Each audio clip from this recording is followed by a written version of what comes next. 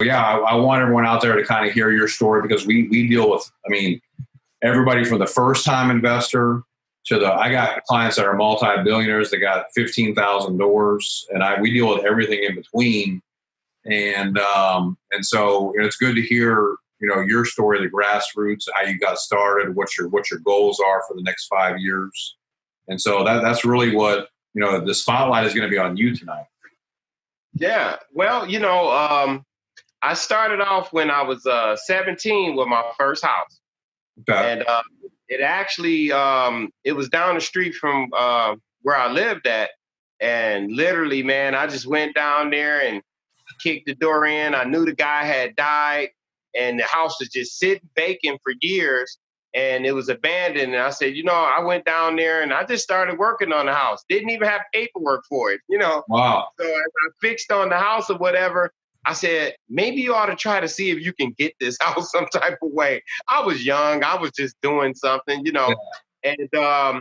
And I went downtown. I started knocking on doors and asking questions and say, and I was telling people a little bit about the story. I didn't want to tell people too much because I didn't want anybody to steal my idea. Mm-hmm. And I was saying, well, I got this house and the guy died, and I want to know about, how can I get the paperwork? So one guy told me, he said, this is a probate situation. He said, you have to take it to probate court. You need a probate lawyer. And I said, well, who would I talk to? So he put out a big list of lawyers. I'm like, oh my God. Like, and it was funny because it was like, by the grace of God, he said, talk to this guy, Charles Smith. He's a pretty good probate court lawyer. He said, in fact, there's Mr. Smith in line right there, and I was downtown at the city county building in Detroit. The city county building handles pretty much everything, building and safety, everything. You go down to the city county building pretty much. So I talked to Mr. Smith. He was an older guy. He probably was about 75, 80 years old. And he had did so much work for the city. He just, I told him my situation. He cut right into me. He said, what do you offer the city of Detroit, young man? And I was like, I don't know, like $500, $1,000. He's like, oh, have a good day. I'm like, wait. Because I had money tied in this property. Mm. And I said, well, I don't know, about $2,000, $2,500. He said, now we're talking. So he gave me his card. I come in for a meeting. He did all the paperwork. He filed it and everything. He got me a deed and everything. His services was $500. I think I paid $1,500 worth of taxes to the city, and however it went. I know I had spent like $2,500, and that's how I got my first house. Wow. And we actually did a loan on that house too. Yeah. And on that same property, and I didn't had it, since, what was that? I think that was maybe 92. Wow. 92, I got that property. Rent was $350 a month. My first tenant was with my high school buddy. Wow, man, that's crazy, man. I can't. So how did you? I'm blown away that at 17 years old that you had the ambition. And I mean, did you read a book? Did someone show you how to do this? I mean, well, what happened was my brother, when we were kids, I looked up to my brother, and he used to always say, I want to do real estate. So me being a follower of my brother, I want to do real estate too. Yeah. Whatever my brother said he wanted to do, I want to do that too. So really, it was just like a joke at first. And how I got involved on the neighborhood in the block where I grew up at, it's like a whole bunch of hustlers on the block. Right. Like every day you come on the block, it's like 40 guys on the block. Wow. But on my block, these guys weren't drug dealers. They worked. Some of them worked at the factory or whatever. And a lot of the guys were my brother friends. I got older brothers. So my friends were older than me. So they were constantly turning me on to stuff. And by me being young, I wasn't really running with the guys that was in my peer group. I'm running with guys that's 8 and 10 years older than me. Right. So I started off with the cars. I was going to the car auction with a guy, and I was buying cars and selling cars and flipping cars. Mm-hmm. And a couple of cars I had sold on payment plan. And then when the payment plan was over, it was just over. So that's what prompted me to want a rental property, because I said, shoot, I can collect rent forever. You know what I mean? Mm-hmm. And I noticed the house down the street from us was just vacant, and the guy had died and everything. So I went through that process I just told you. and I got that house. And then I initially pulled a loan on that house, and I had started dealing with a broker because I was cutting hair too at the barbershop. Maybe I would say a couple years had ticked past, because it took me about maybe a year or so to get the house together and fix it and all that, because I didn't even know what I was doing. Right. I was just doing stuff. That's when I learned about galvanized piping and all this stuff. And I met a good friend named David. And Dave told me, he said, Bruce, why don't you pay somebody to help you? He said, look at it this way. He said, you've been working on this house for 6 months. That's 6 months worth of rent you done lost. Do the math. So I did the math. I'm like, he's right. You could have just somebody to help you and it go a lot faster, and then now you're collecting your rent. Right. And that's when I learned to start paying people to help me, because I was so cheap back then. I wanted to do everything myself. Yeah. And I got that house together, and I met this broker when I was cutting hair at the barbershop. And the broker, he helped me get my first loan together. And then I turned around and did a land contract and brought 3 more houses. I did $5,000 down, $745 a month. So later I ended up pulling loans off of those houses, and I started buying, fixing them up and just kind of building my portfolio. And at the same time, I was still selling cars and stuff like that. And then I started running off doing home improvement. And the home improvement was like, I actually left the barbershop once I started doing home improvement, because I met a guy that was pretty good that was teaching me, and we're building garages, we're doing roofs, we're doing vinyl siding, and I'm making money like hand over fist doing home improvement, because, 2-3 days, you're done with the job. That's 2-3 grand. You know what I mean? And it was good money. And, I just kept it going with the home improvement, kept buying houses, and then some of them I sold, some of them I kept, whatever. And then for a point in time, I got a little stagnated. When the market fell in like 06 and 07 here, it was like kind of like opportunity, because you were able to get some houses for like $500, $700. Yeah. But we weren't able to pull any loans or really do anything. Right. And also I had to learn how credit worked a little better. I had to educate myself on, credit, building my credit up, building my portfolio up, and, LLCs and business accounts started and stuff like that. Right. And at the same time, I was trying to still play football. I had my first son, so I was taking care of being a dad, and I just had a lot going on. I was doing the car thing still or whatever. So my mom sat me down one day and she said, you know what? You're doing too much. She said, concentrate on 1 or 2 things, and, and just concentrate on that. Focus, yeah. Yeah, focus in on that, because I was trying to do this, trying to do that. And, at the same time, I'm trying to run the streets and, and go to the clubs, and I got these girlfriends and all that. I just had too much going on. So I narrowed down. I definitely knew I wanted to do the properties, the rental and buy and flip. That's what I really wanted to do. And like I said, I still dabbled in the car game or whatever, and I knew I wanted to do that. So after a while, I had became like a go-to guy in the city, where people call me for everything. Hey, man, I need some wheels for my car. Hey, man, I need this. Hey, a plumber, this. And my phone just constantly ringing. And I need insurance. I need this. I need that. So I'm like a go-to guy in the city of Detroit. Like, people come here and they looking for Bruce Bunts. He knows where everything's at. He know who to talk to. You want a flat screen TV to a house, the rental, I don't care what it is, I'm like the go-to guy. Yeah. So that's what I kind of became. I became real resourceful, and I like, helping people too. Right. It gives me joy to help people. If I can help somebody in any type of way, that makes me feel great. Yeah. So, and then it was about maybe just kind of channeling my resources or what have you.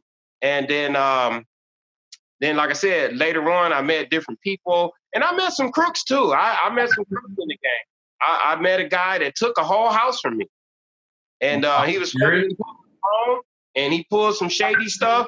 Oh, it doesn't have enough seasoning. So what you're going to have to do is deed it back to this person and blah, blah, blah. And I trusted him, and he did a loan on my house and pulled a loan for like 40 grand on my house. I was so pissed off. Wow.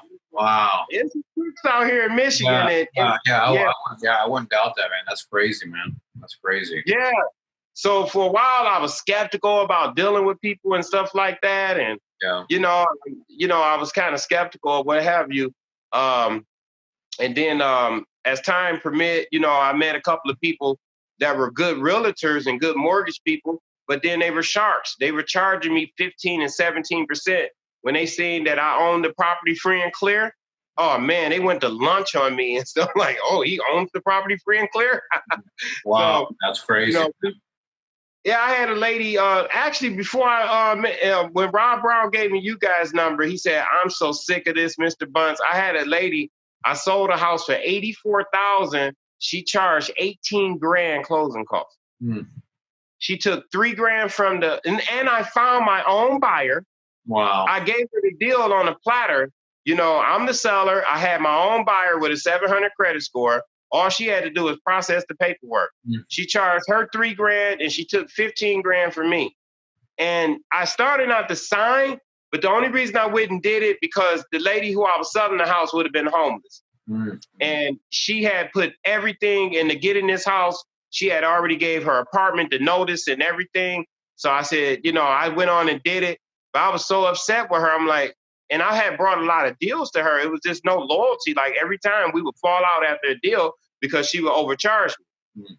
I got with you guys. I'm like, oh man, the price is right at the closing. Everything's straight up. Hasim's a good guy.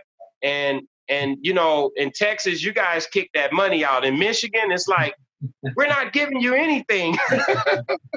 It's awesome because you got to I really admire you from afar. Like you're doing good, man. Like you're trying to build up your portfolio. We got a lot of great products that we're rolling out for investors in 2021. We have some investor lines of credit.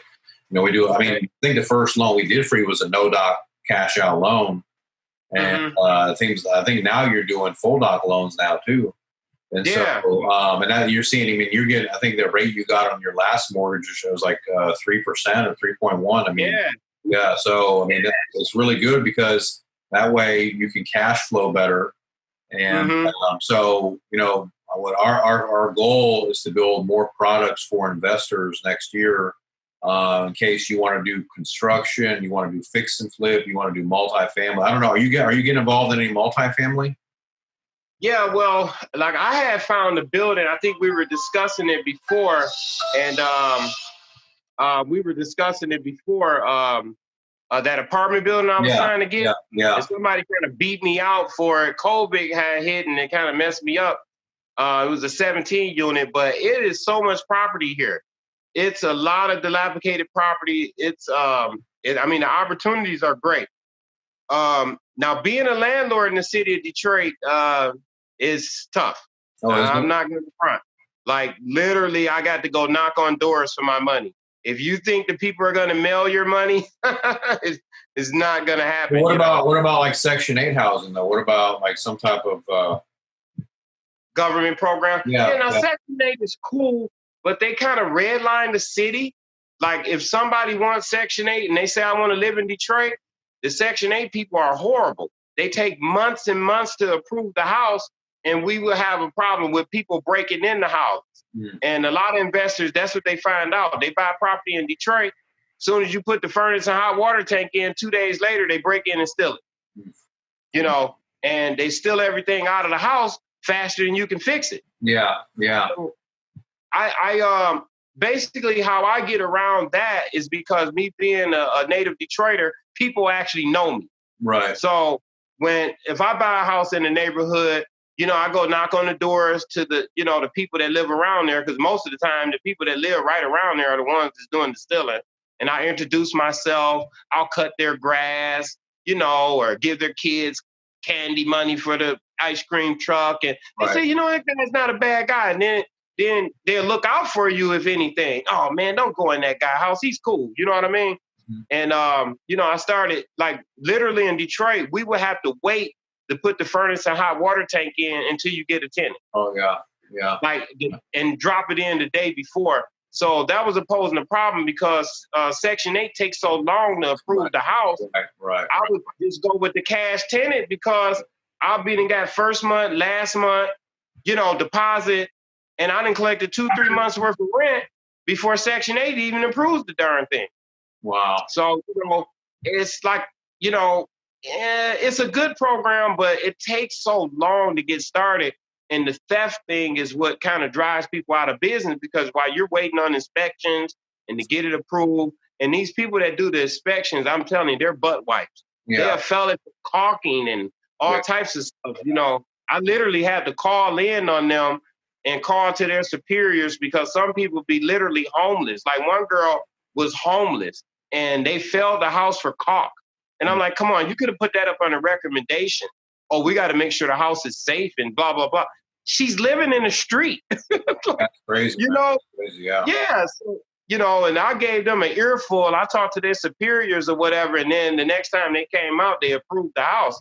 And, all types of crap they put you through. So it's almost like a deterrent in Detroit with the Section 8 program. No, let me ask you this. Have you thought about going outside of Michigan? Yeah, I have thought about, I know Detroit and Michigan so well, and even just outside of Detroit, I could do really well. It's just, a little more money to invest with. You can, of course, pick up houses for cheaper in Detroit, but like the houses in East Point and Harper Woods, it's a quicker turnover. You can sell them a lot faster if you're flipping. But definitely, I've thought about going outside of Detroit to Georgia, different places, wherever the deal is, I want to be, Now, the only problem with outside of Detroit is that my crew and my work guys live here. Yeah. So if I go outside of Detroit, I got to meet some other people and I got to have a plan. Like and it'd really be interesting because, I would love to go somewhere and stay for a month or two, find some guys, meet some guys, get it going, fix a property, flip it or whatever, or rent it or whatever we're going to do with it, that would be like something exciting for me to do. So I would definitely be interested in that. Yeah, the only reason I say that, I've seen a lot. I mean, we've helped, I don't know what's happened like in the last 2 years, but a lot of investors have flocked to Ohio. Okay. And, it seems like that's just like an investor buffet right now. I don't own anything over there, but there's a lot of my clients that they're just buying 10, 20, 30, 40 houses at a crack. And they're getting, properties, 50 grand, 40 grand, 60 grand, and they're worth, the ARVs are worth 150. And they're either flipping them or they're turning their long-term rentals. And, but obviously I understand the reason why you're doing that in your backyard. You have more control. You feel more secure. But do you think that Detroit is still, there's an abundance still there of money to be made? Oh yeah, definitely. Like I said, a lot of people came here when they found out a few years back that we were getting properties for $500 and $700. They had the county auction was selling them for really, really cheap. And you can still pick up cheap properties. Now the prices are starting to come up some more because you have so many investors in the area. But what I'm seeing now is a lot of the investors then got deterred because if they're not from here, they don't really understand how it works. Right. So they'll buy a property, and remember I was telling you about the theft thing or whatever. And some people don't understand when they're in a bad neighborhood. See, I know neighborhoods. I know the bad ones from the good ones. I know the ones that look good, but it's not good. You know what I mean? Right. See, that's one thing about where I'm from. I know the areas that's going to pull the numbers. You know what I mean? Right. And so that's why, I do good in Detroit's market. But definitely, like, anywhere that I feel like that you can find a property and you can make some money, you pull some comps in the area, you see a spread, it's not that much work that need to be done. It's almost a no-brainer. Like, I've never lost money in real estate. I tell people all the time, I've never lost money in real estate. I done brought the raggediest house on the block and still turned a profit, all the time. So it's like, it's almost like you almost can't lose. Even if you brought something and you didn't fix it and do nothing with it, you can wholesale it to another investor and make a few grand. Right. I've never lost money doing real estate. I mean, almost anywhere. I done brought houses in the worst neighborhoods and then always made money, you know. So I'm confident that anywhere I go, I can make money, especially if you got a work crew, because most people can't work on the house. Most people, it's taking them a fortune to fix the house. I fly through a house in 30 days from start to finish. Like I need to show you this one house I'm working on now. I brought, literally you could see outside of the house. Like you go upstairs to the bathroom, you can look outside to the sky. The whole back of the house looked like somebody just bit a chunk out of it. Wow. And I was like, oh, they got me on this one because I was being lazy. I was in my truck. I just looked at the pictures and I kind of brought it on a blind, you know. And usually I go through the house or whatever. And I said I got in that house. It was screwed up. But you know what? I just kept working. And I got this motto. I call it chawing away. Just keep chawing away. Just keep scratching the surface and you have a little mark there. And then before you know it, you got a little hole. And next thing you know, you're sticking your hand through that hole. Just keep chawing away. My buddies always tell me that. Just keep chawing away. And that's what I did. I kept chawing away. I got the roof put on, got it bricked up in the back. And then we started cleaning it out. We started clearing the basement out and tearing the kitchen out. We tore the bathroom out, started hauling off trash. And the yard was so grew up. We had to cut down the yard. And it's only been, I brought the house in August. And it's November. We're about to turn the corner on this thing. It's all drywall. We got the mud up. We're sanding and priming and painting now. So let me ask, what are you going to do with that house? What are you going to do with it? Good question. I was thinking about flipping it, but then I was thinking I could pull about $1,250 in rent. I was thinking about doing another cash out refi and just renting it out because the rates are so low. You figure I'll be out of $450 on a mortgage with taxes and insurance included, no more than $500. I'm still making $800 a month. Right. How much is the property worth after all the repairs are done? Well, I got a house on the block now that was worth $85,000. That's a bungalow. This is a colonial, so it probably should at least do 95 on the appraisal. Okay. I'm hoping between 85 and 95. How much do you have into it? Let me see. I paid $20,000 for it. I probably got about 10 into it now. So I'm probably, when I'm done, I'll probably have 35, no more than 40 into it. Okay. So you got about 60K in equity. Okay. So, yeah. So I'm looking at, like, if I do, what I'm learning is, what I'm seeing is 70, 75 grand is a good threshold for me because it keeps my payment around $315 a month principal payment. Right. And that's marbles. I spend that at the freaking bar. You know what I mean? So it's like, that's good because, like, you start getting around $800 or $900 a month payment. Right. Now you're not making too much because if you're renting it for $800 or $900 or $1,000, it's kind of like a wash. You know what I mean? Right. But if you got your payment around $450, $500, and you're collecting $1,250 or $1,200, you're still making $750 to $800 a month off the property. Right. So that's why I was thinking about doing the cash out refi. But then some of them, I said, well, I don't want too many loans. You know what I mean? Yeah. You know? But we'll give you as much money as you want, man. So don't tell me that. I got it. Okay, I'm gonna give you Beaconsfield then. Yeah. Well, I got a house in Beaconsfield. Yeah. Now, what do you think about this? I was thinking about maybe doing a revolving line of credit off one of the houses. What do you think about that? We could do that. We have HELOCs. That's actually a really good idea.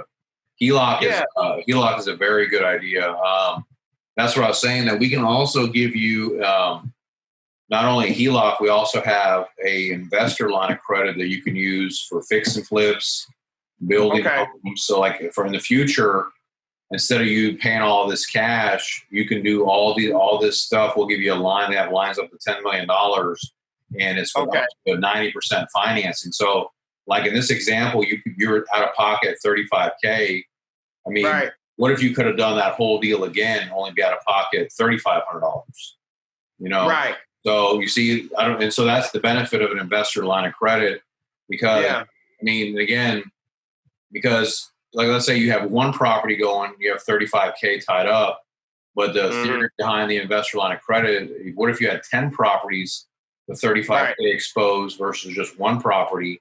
Now you have 10 properties, and then that way you can, I mean, really start to make some serious cash flow. And that's how I've seen and helped some of my bigger clients. Like I said, I have one of my clients, he has literally, I'm not kidding you, man, he has over 15,000 properties.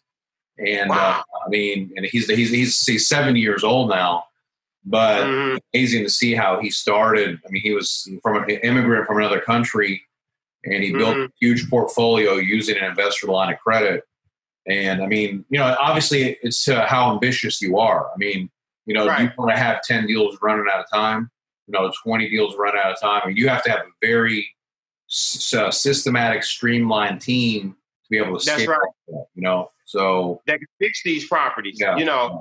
Yeah. And you're absolutely right, because, you know, I've heard that before, you know, using the bank's money, not your money. Right. You know what I mean? Let your money grow. And now all the time, you know, I don't mind using my money sometimes. I've been doing it that way all my life. But at the same time, it's better to use the bank's money because you can do more, and then I can employ more people. I can pay the guys more money, you know, because I got guys that literally work for cheap, and they've been on my team for years. And I would love to pay those guys more money. You know how motivated they would be if I'm paying those guys more money? You know what I mean? Then they could be totally committed to me, and they won't be out here trying to find other work or whatever. They'll come I can pay them a salary. I can say, hey, listen, I'll give you $1,000 a week. Come work for me 9 to 5 or whatever. Because I got some guys that can build a whole kitchen in 1 to 2 days.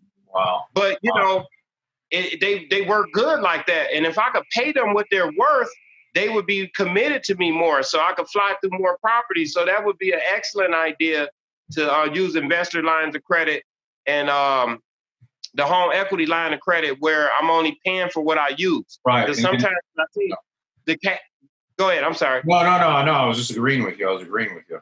Yeah. Yeah. Like sometimes when I take money out of a property and it's sitting over here in the bank and I'm paying on that loan and I'm not using that money, that's no good. You know? Oh, I agree. Yeah. Yeah. We do HELOCs. So we like you. No, I agree with you. No, I mean, why? Because HELOCs are very good. The whole idea about HELOC is a very good idea because you're only paying interest on the money that you borrow. And then when you pay it back, the cool thing about the HELOC too is that your payment will actually recalibrate. In other words, if you have $100,000 that you took out and then your payment's $700 a month, and then you pay $50,000 towards the HELOC, your new payment the next month's only $300. It doesn't stay at $700. You know, great minds think alike, because at that point, I swear, I was just writing up some stuff the other night, like a line of credit, and just what you just said. You don't necessarily, after you flip the property or the building or whatever, you flip it, you don't necessarily have to pay all the money back if you don't want to. Right. But if you want to, you give them all the money back if you want to. You know, depending on your profit margin. You know, there you go. And you pay interest only. The HELOC is interest only. So yeah, it's a strong program. We do a ton of it. So let me ask you this. I know you're busy. You got to run and stuff, but I want to know what are your goals for your company for 2021? What are some of the things you want to accomplish? 2021. First of all, I want to thank you guys for helping me get first one in my career. You guys are helping me get my dream house right now. And once that's accomplished, I could really woosah. I could really say, okay, back to business. I spent a little money on myself, back to business. But my goals for 2021 and going forward is buying more property. I'm really good with residential, but I want to purchase an apartment building. And what I would like to do is buy a building, fix it, get it rented out, and then flip it. To an investor. You know, I mean, we'll collect the rent for, until we flip it, no problem. We don't mind collecting rent too. But the whole thing of it is the people that want to be landlords and want the headaches of landlords, sure, no problem. Here's a building. Like that one building, I could have got it for $200,000. You figure it was going to probably take maybe about 150 at the best. I'll say about 150,000 would have got that building together for me, because the people I know, now somebody else might have took them 350 to get it together. But like I said, know people that work for dirt cheap. So I would have got the building together, maybe 350 into it. And I was looking at 17 units on the market that was going for 1.2, Wow. 950,000. We could have flipped that thing, easily made 600,000 to 700,000. Wow. Wow. We're gone. We're gone to the next deal. Awesome. So it's awesome. Those are the type of deals that I want to look into, where we're getting buildings and stuff. Like I said, I don't mind doing residential. I don't mind wherever the money's at, you know. Right. But if I got money to use, you know, I'm going to do the right thing with it. You know, I'm going to buy a property, and I'm going to buy something that got a spread. Anything that I buy, like actually, I felt like I paid too much for this one house at 20 grand, but I needed something. I was like a crack fiend. I was like, I need another house. I need something, you know. Like, so I brought it, you know what I mean? Yeah. And usually I'd have probably paid 10 grand or 5 grand for a house with that type of repair, you know, here. But like I said, the prices are going up a little bit. You got more investors, so it make it more competitive. Like I got a house on Roxbury. I paid 8 grand for it about 2 years ago. Me and my buddy over the winter, we fixed it over the winter. It was cold as hell. We put windows in the sucker. You know, we put the furnace and hot water tank in, painted it, got it together, and it really wasn't that bad. So I'm selling it now to an investor for 45. Okay. You know, I it's not a whole lot of money, but I say I had 17 grand into it in total, right? In the last 2 years, I done collected almost about 17 grand in rent. Let me see. I was doing $850 a month for almost 2 years. So whatever that happens to be. 18K, yeah. So I got my money back. I'm basically zero in. Right. I haven't even had a chance to pay a tax bill yet on it. Yeah. And I'm flipping it to an investor for 45. Yeah. And I'm still leaving him room. It's worth about 65. I'm still leaving him equity in the home. They're happy. They're getting a turnkey property with a tenant already in there that's paying good. Yeah. Everybody's happy. You know what I mean? Yeah. No, it sounds good, man. Yeah. Actually, I'm supposed to close on that deal next week too. But I'm just about making money, man. I love nice cars. I love nice things. And going forward, you know, I want to do bigger deals. Yeah. Like I said, ELOC, using my LLC, like you were saying, you know, to get more money. And like I said, I feel great about working with you guys, because I know if I find a piece of property that's worth it, I can call you guys and say, hey, Hassim, Angelo, hey, I found this property. It looks pretty good. Doesn't need much work. You know, I vetted it already. We should be able to get this out of it. Where, you know, they're selling it for that. Hey, let's do business. Let's make money. You know what I mean? You know, you guys loan me the money. I'll fix it. You know, out there on the market, we'll get it sold. I got a good team of realtors that can get stuff sold. I found some people that's not crooks anymore. Yeah, that's awesome, man. Yeah, remember, we're also just remember, we're a Fannie Mae multifamily lender too. So once you decide to cross into the multifamily, and if you decide to get in with, I don't know, with you or your partners, you get into the $1 million+ deals. That's Fannie Mae territory. And I mean, you can get 30-year fixed loans with 3% interest only. So yeah, it's insane, man. And you know, non-recourse. So you're not on the hook if the deal goes, you know, sour. They're non-recourse loans. And so, I mean, it's ridiculous, you know. So a lot of the big investors that we work with, you know, that's their area. That's where they play.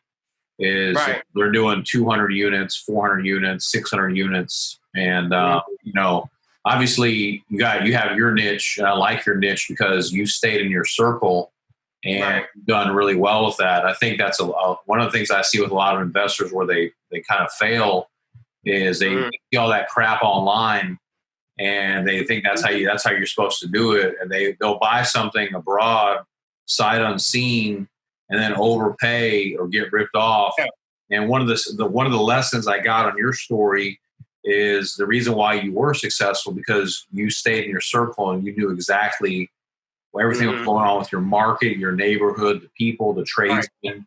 And so you didn't get overzealous and just do things blindly. You did in the beginning, but now you made a great business because you listened to your mom and you focused on the one thing.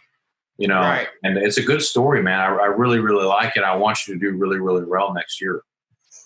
I appreciate it. And I know I'm going to bring you guys more deals to the table because, like I said, I find stuff all the time. And a lot of times I might not just absolutely have the money, like, to get it. Or I might not want to go broke getting a particular deal where I can bring it to you guys and say, hey, what can we do here? Hey, let's use my name. Let's use my business, whatever we need to do. And like Hashem will tell you, working with me, when he asks for information, I get it that same day. Right. I get it that same day within the same hour or whatever, because I'm serious about this. I'm not a person that's doing this. This ain't my first merry-go-round. You know what I mean? Right. I've been doing this stuff since I was 17, so I understand the structure, what's needed or whatever. I don't mind signing my name on the dotted line, and I don't mind people making money off of me. Yeah. I used to have people, hey, let me tell you this quick story. Back when I did one of my first loans, and I was about 20 years old, and I signed a blank sheet of paper. Wow. It was like, what type of asshole are you? Those guys that, hey, but look, you know what? I told those guys, I was 19 years old? I don't know how old I was. I said, guess what? You haven't showed me 15 grand. You haven't showed me 15 grand. This guy, it was the first deal I ever got $15,000 off of. So, and I was confident that I was going to take that money and flip it. They were making 10 grand. The loan was for 25,000. They were taking 10 grand, once again, some crooks. You know what I mean? But guess what?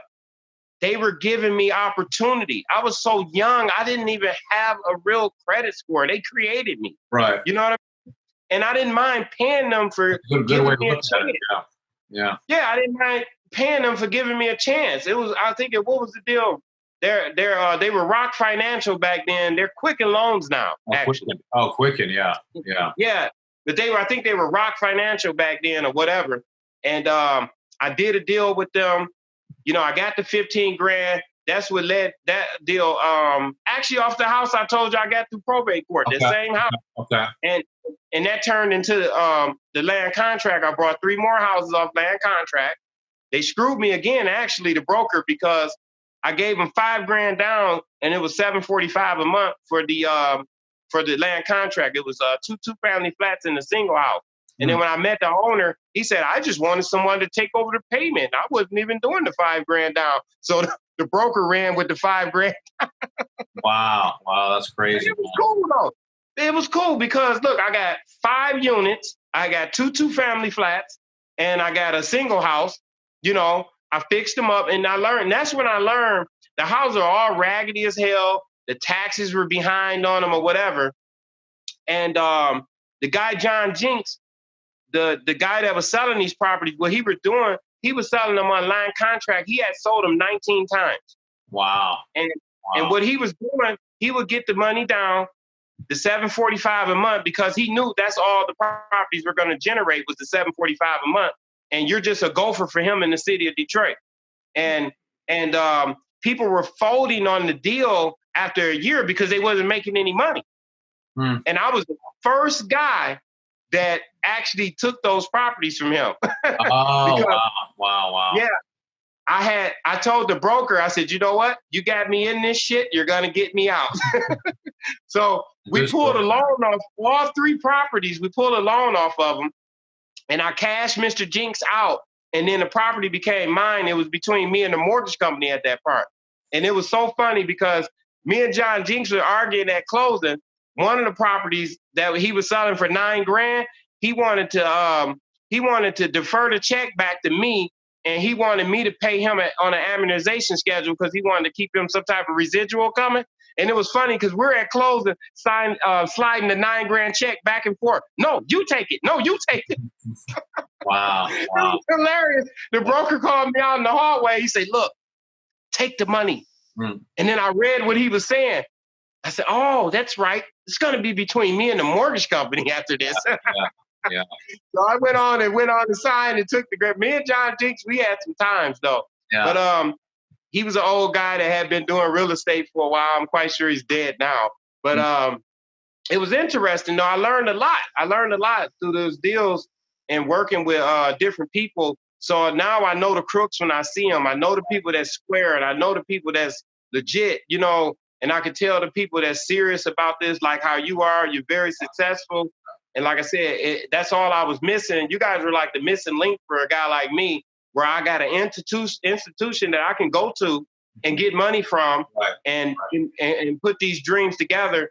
And I won't let you guys down. Like when it comes to finding the nice property and getting it together, and we get it out there, we get it rented, hey, and we flip it. Be done with it. Let's flip it. Get our money and move on to the next property. Some of them we'll keep and rent. But if we stuck with it and the market fall, no problem. We're landlords now. Yeah. But while we can buy and sell, while we can flip, let's flip and tumble till we can't flip anymore. No, I love it, man. I love your story, man. I'm really grateful that you came on the show today, man. I want you to do really well. I hope you have a great holiday for Thanksgiving, Christmas, and I want to see you. If you need me for anything, you got my number. Call me, email me, text me. If you're ever in Houston, hit me up. Thank you. I will. I look forward to coming to see you guys. Yeah. I've been wanting. If COVID wouldn't have happened, we'd have been back in 2000, Yeah. I had a great time. I can't wait to get down there. Like I said, my buddy Ron Brown's down there. I got a nephew's in the military that's down there. Yeah. And he wants to do things. He actually just went to Germany, and he's been saving his money. I got another nephew that brought a house. It's worth about maybe 100, 125. He's getting it all fixed up. He's licking his chops. He can't wait to get with you guys. You know what I mean? He's been working on his credit score and, trying to get his credit score as high as he possibly can. And he'll be calling you guys soon to do a cash out refinance on his deal. I think he's going to do an owner OC. He wants to move in it and do an owner OC. So, so anybody that calls that wants to do business, that wants to, refinance their home or pull a loan or anything, I'm sending them straight to you guys. Thank you, brother. We appreciate you, man. Thank you so much. And, again, I'm really grateful you came on the show tonight. I want to have a good night. Thank you for everything. And then like I said, you got my number. You ever need me, call me. And I want to wish you a great 2021. And let's just, we'll make the most of that. I'm really proud of you, man. You're a very successful businessman, and I really admire your story. And just keep doing what you're doing. Never give up, man. Thank you so much. We're going to be in touch soon. I got more deals coming. Awesome. Thank you, Bruce. You take care, brother.